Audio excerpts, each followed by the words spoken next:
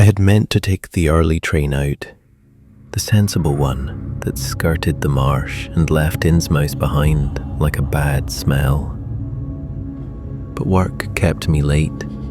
Inventory tallies, a foreman's sour lecture, the clank of chains in the warehouse stretching into dusk. By the time I stepped outside, the port lay under a bruised sky, and the only way home was on foot, along the docks and through streets that never quite learned how to be streets. I told myself it was just another town at the end of a shift. Salt in the air, the steady, ordinary groan of pilings. My boots rang too loud on the boards, and I slowed, embarrassed by the noise, as if someone might hear me thinking.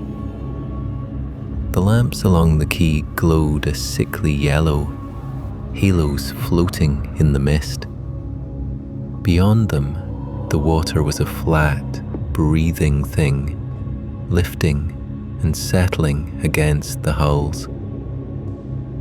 A sound followed me, soft, wet, irregular. I stopped. It stopped. I laughed once, too sharp, and walked on. The sound returned, closer, like a shoe dragged across damp stone. I told myself it was a rope tapping a mast, or my own echo slipping behind me. The houses leaned inward as I left the open docks. Windows stared without reflection. A cat crossed my path and vanished between two buildings, leaving behind the memory of its eyes, pale and unblinking. I smelled fish long past its time, a sweetness rotting into the cold. Somewhere a door creaked, slow and deliberate, as if opened by someone who wanted to be heard. I reached the old square and paused under the arch of a building that had forgotten its purpose. For a moment, there was calm, a pocket of stillness where my breath sounded normal again. I could hear the distant surf, the town's heart beating where it always had. I closed my eyes and pictured my own door, the lamp I'd left on, the kettle waiting. Something brushed my sleeve. I flinched hard enough to stumble. There was nothing there.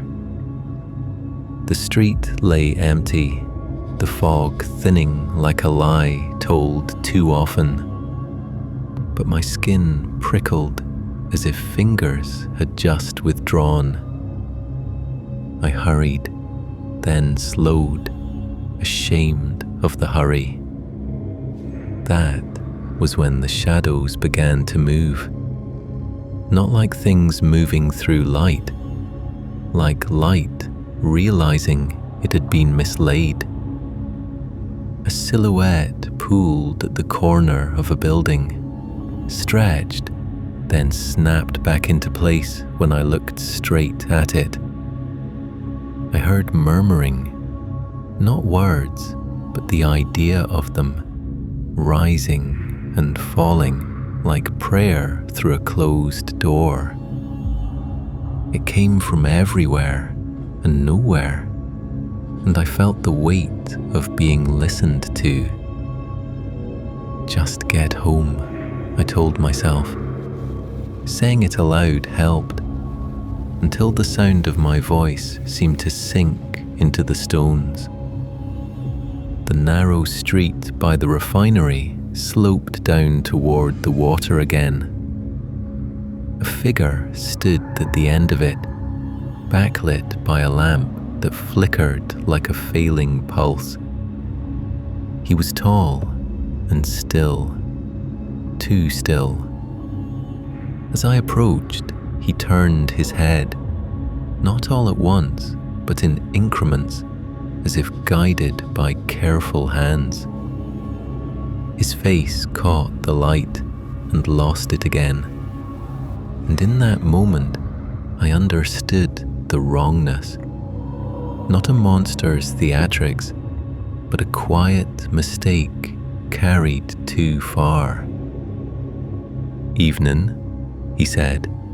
His voice was ordinary, almost kind. I nodded, unable to speak. As we passed, I saw his eyes, reflecting green where there should have been white. He smiled, and it wasn't the smile that frightened me. It was the patience in it. I walked faster. The murmuring grew clearer, gathering shape. It wasn't prayer. It was counting.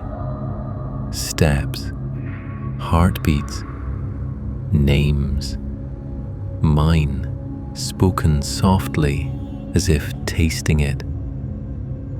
At the edge of the port, the street ended at a low seawall. The water lapped inches below. I realized then that the sounds hadn't followed me. They had been waiting, rising to meet me as the tide did.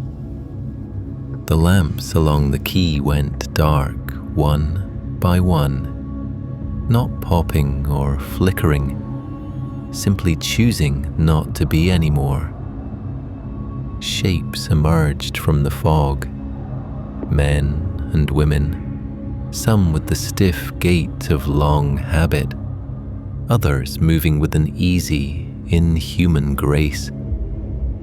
Their eyes caught what little light remained. Their mouths moved in that counting rhythm. And beneath it all, deeper than fear, something in me stirred. Recognition. The twist came not as a revelation, but as a remembering. The way the sea had always calmed me. The dreams I never spoke of. The odd hours I kept. The ease with which the night took me. Work had been an excuse. Coming home was the lie. A hand closed on my shoulder. It was warm, reassuring. "Time," the first man said gently. I turned to the water. The surface broke and something vast rolled beneath, patient as the moon. My heart hammered, but not with terror alone. With relief, with the terrible knowledge that choice had been offered long ago, and I had been walking toward it since. I stepped onto the sea wall. The murmuring swelled into a welcome. Whether I went over or turned back, I can't tell you how it ended. Only that the port of Innsmouth breathed with me, and the way home was closer than it had ever been.